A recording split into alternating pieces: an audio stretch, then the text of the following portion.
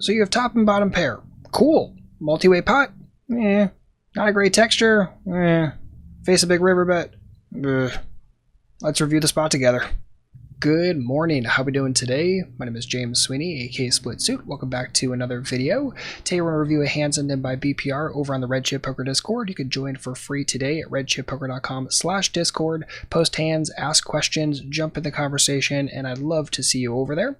But without further ado, let's jump into it. We have 7-4 suited in the big blind, playing 10 and L6 max. There's a raise, there's a call, and it folds to hero who calls as well.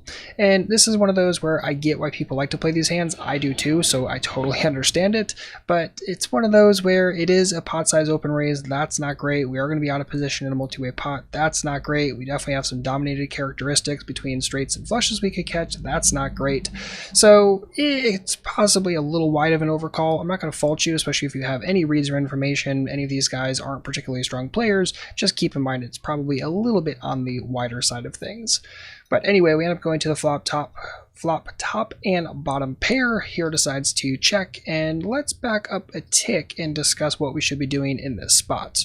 Now, if this were a heads-up pot, it would be very standard to just check to the preflop raiser, call it a day, go forward from there.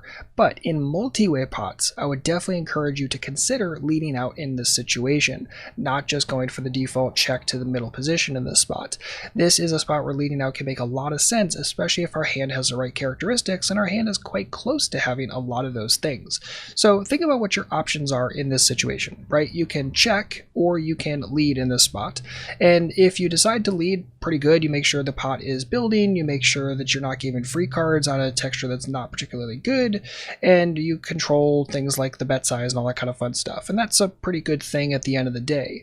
What happens if we check though? Well, if we check, we could check call. That's a little strange. We also risk them checking behind, and again, free cards on not the greatest texture in the entire world. And if we decide to check raise, because we're definitely not going to check fold, are we really that thrilled with check raising overall? We're bloating the pot, we are on a texture where people can definitely have better hands, and also this pot can get out of control very, very quickly. So something I would definitely suggest thinking about here is that I don't want to inflate the pot so much to the point where I want to commit it all in. Unless, for whatever reason, our opponents are just incredibly fishy, they're going to take over pairs to the felt here every single time, something like that. So if we decide to check raise, and actually let's just flick ahead because that's exactly what hero does, it's one of those where, like, do we really want to face a 3-bet here, right? If middle position folds and cutoff decides to 3-bet here to, I don't know, pick any reasonable size, are you really enamored? Do you really want to get stacks inside? Like, you might actually have to heavily consider check raise folding, and that's not really a great spot to be. So check raise doesn't really make much sense. Check call is okay, but on the other hand, going for a lead on the flop instead is very, very good, and something that I would definitely suggest in this situation. But as played, hero does end up going for the check raise, cutoff decides to bet call, turn is a 3, not the greatest turn card in the entire world, and hero decides to check. So to be fair, checking here makes total sense, right? It's not a great texture for us with the 4 straight totally present, and checking is definitely a totally fine option. Another option though that I would definitely consider, especially in weaker games, is just consider betting this, but betting a small amount, maybe like $1.45 or something like that.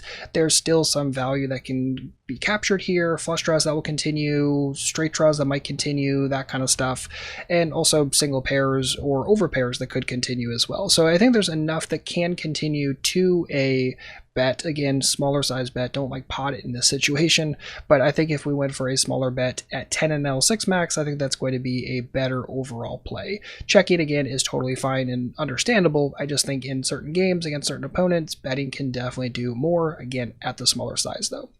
So cutoff decides to check behind. River is a 5, fills up the flush draw, puts a 5 straight on board, and this is very, very weird now. Now, at this point, hero does decide to check and ends up facing a big bet on the river. So what do we do?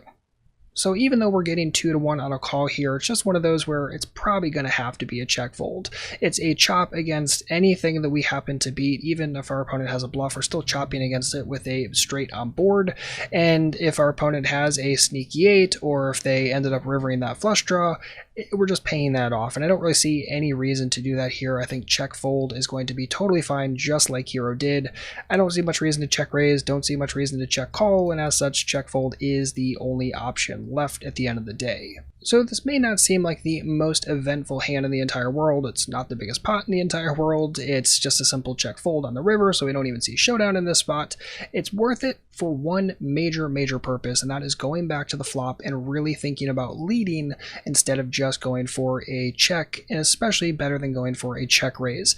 And one of the key telltales that you have when you're looking at a spot like this and you're like, should I just lead here? Should I decide to check? And again, we're talking about like multi-way pot specifically. In a heads up pot, it's very typical when you're out of position that you check to the razor. Not saying there's never good spots to lead, but think about leading more heavily in the multi-way pots rather than just going to the check to the preflop razor approach. The big question I ask myself is, if I am to check raise in a spot like this and I face a 3-bet, so had the cutoff 3-bet here in the spot, am I really looking forward to getting stacks inside? And if the answer to that is no, then it's probably a situation where I don't want to blow up the size of the pot, at least not right that moment, and I might want to take a different approach.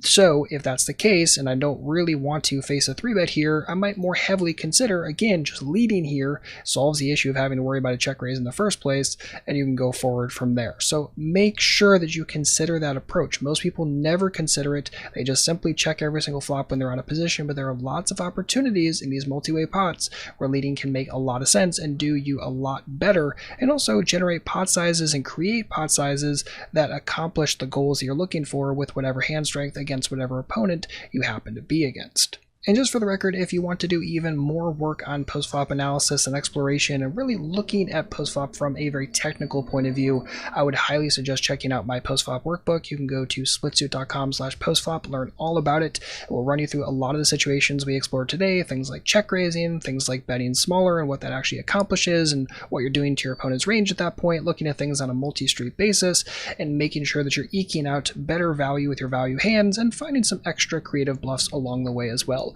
Again, SplitSuit.com/postflop, get the workbook, start doing some exercises between sessions, and start seeing how much your real-time decision making is improved due to this work. And that's going to wrap it up for this video. Thank you so much, BPR, for sending this hand in. If you have any comments or questions, don't hesitate to leave a comment down below. And of course, a thumbs up if you liked it would be massively appreciated as well. If you need anything, let me know. Otherwise, I'll see you back later with a brand new video. And in the meantime, good luck out there and happy grinding.